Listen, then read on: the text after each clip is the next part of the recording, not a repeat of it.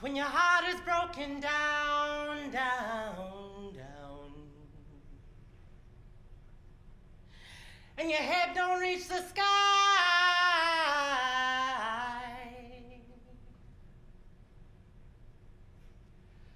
take your broken wings and fly. Thank you, Laura Mavula. Good evening. My name is Kimani. I'm going to share with you a work in progress called Perspective is Suspect. The excerpt I will share with you is Suspect, Second Time Around. Yes, I can drive, I reply. It's the end of July. Boyfriend and I have been together several years now, and 2 to 3 times a week, if I'm not in a rehearsal, we go have coffee at Second Moon. We talk, and he reads, and I work. And we talk some more. Neither of us have eaten dinner, so we've decided to get a burger from the saloon. Costs less than $5. They taste great, and it's not fast food. I usually park in the ramp, but it's Tuesday, so there's usually street parking on 9th and LaSalle, just a block from the saloon. I'm heading north on LaSalle, and there's a meter at the end of the block, the east corner, where LaSalle meets 9th Street. Green light, perfect timing. I'll pull ahead and back into this spot. Wait, man entering crosswalk. Does he realize I'm trying to park and he's walking against the light? Okay, so are you stopping? Are you waving? Okay. That was annoying. I proceed with parking the Bravada, and thankfully, the light is still green. Done. Boyfriend gets out of the car. I'm getting myself together. ID, cigarettes, lighter, keys. All right, let's go. Red light. Car door opens, left leg, then right leg. Car screeches, stand up, bright white, blinding lights. Get back in the vehicle. Is he talking to me? Look right, look left, I can't see. Oh, you want to go to jail. What is happening? I see now. His hand on gun holster. He's talking to me. Get your hands up. No, get back in the car. He's going to shoot me. Both hands up. Cigarettes, lighter, left hand. License, keys, right hand. Right foot in. The officer grabs my left arm and with full force pulls me out of the vehicle. Slaps left hand, cigarettes and lighter drop. I'm being turned around now. I'm being handcuffed. Boyfriend asks officer, what are you doing? He's going to jail. The officer says, why is she going to jail? Officer 2 grabs boyfriend, arm behind his back, pushes him to pavement, on his knees, and handcuffs him. Where were you going? Says Officer 2. The saloon, says boyfriend. I'm sure you've done this before. No, been handcuffed? Never. Why are you arresting me? I asked this several times, and the officer slams me into a police car. It's so hard to describe all the things I'm feeling now. I'm not confused. I know what they're doing to us. Doing to me. I'm afraid. I'm angry. I feel betrayed. Officer 2 says, get it out of here or I'm having it towed. He's going to jail, says officer, holding me against the police car. Go or I'll have you towed, says Officer 2. He's leaving me. I did everything you told me. I followed your directions. Why are you arresting me? What did I do?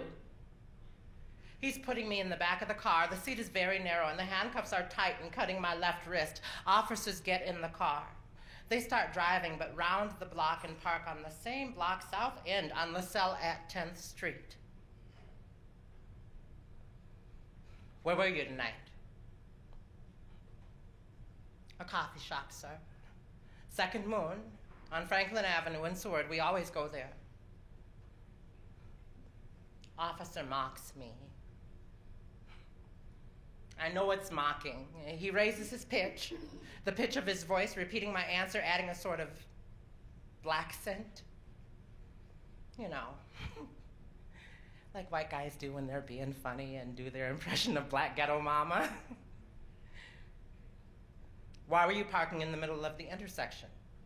Says Officer 2.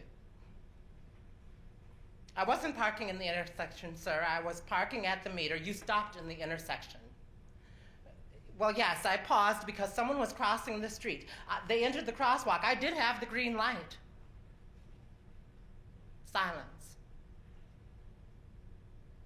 Sir, I'm totally sober. I made sure the pedestrian saw me before moving to park, and I had the light.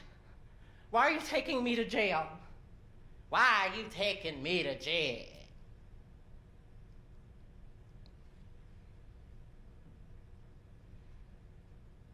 Officer 2 gets out of the car. I want to cry. I don't, though.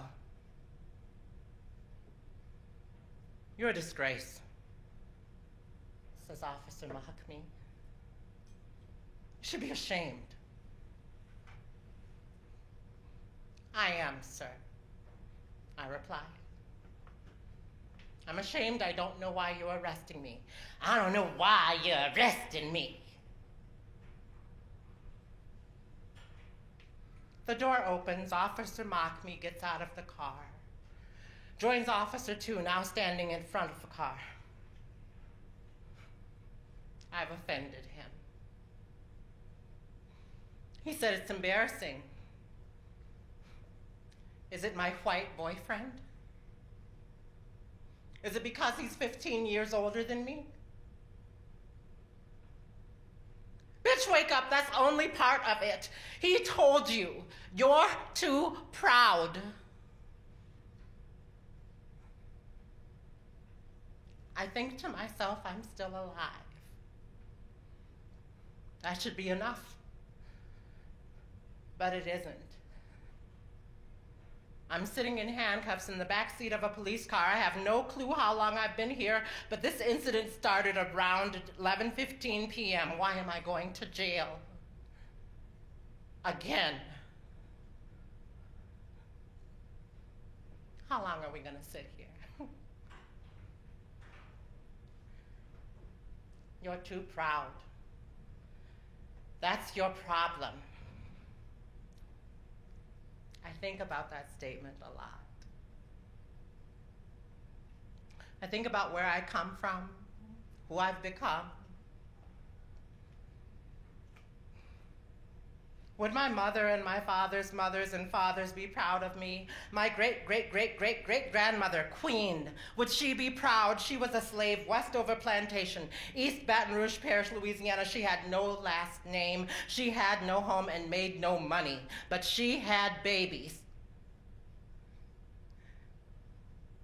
She had master's babies. And she had her own babies. And 5 generations later, there are still Queen babies.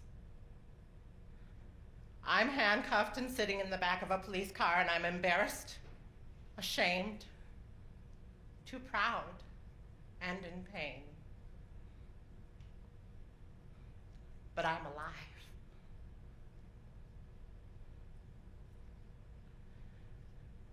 With the world upon your shoulders,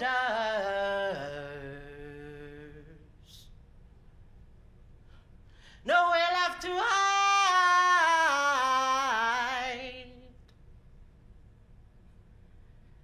Keep your head up, carry on. I realize, not angry anymore. Just worn down.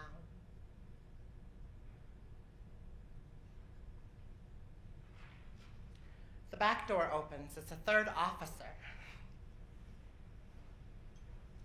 Have you had anything to drink tonight? No alcohol, sir, only coffee.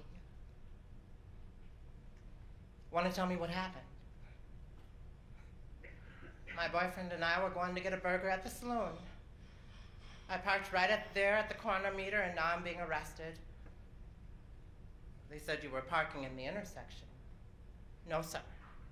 I was parking at the end meter. I pulled ahead of it while I had the green light, and when I started to back into the spot, a pedestrian entered the crosswalk. I only stopped to acknowledge them, and then I completed parking. I didn't obstruct the traffic or do anything else wrong, and I had the green light. Well, I'm going to give you a few tests here, okay?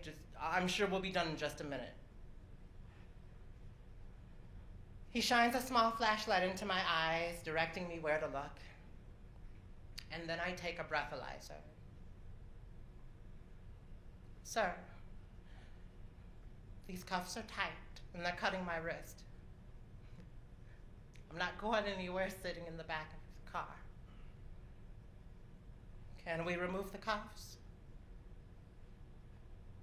Not a criminal. Well, just a minute. It won't be much longer. The door closes, and I watch this third officer approach the other two standing at the front of the car. He seemed considerably more reasonable than the others, and maybe it won't be long and they'll let me go.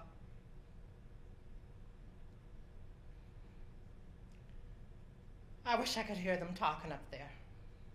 They're looking at a book. The officer who was mocking me, he wants me to go to jail. How can they even arrest me? I haven't committed a crime. The third officer is leaving now. Boyfriend was sent home. Why wasn't he driving? I wouldn't be going to jail if he was driving. I was only doing what the white man asked me to. That's a joke. It's okay to laugh. Why am I going to jail? I probably won't get out in time enough to go to work tomorrow. Left door opens, then right door. Officers get in. Sir, I'm still handcuffed. Can you loosen the cuffs, please? Silence. That's it. No more questions. No more answers to mock. Nothing. Embarrassment. Pride and shame. The officer pulls away. I hope we're going to the police station now. I try to see the route we're taking. I know how to get to the jail from here. I know the city and its streets. Second time around. I'm going to jail for being a suspect, a spectacle, too black to be respectable, too manly to be a real woman. Right door opens, then left. Both officers get out of the car. Doors close. I no longer see them. To be continued. Thank you.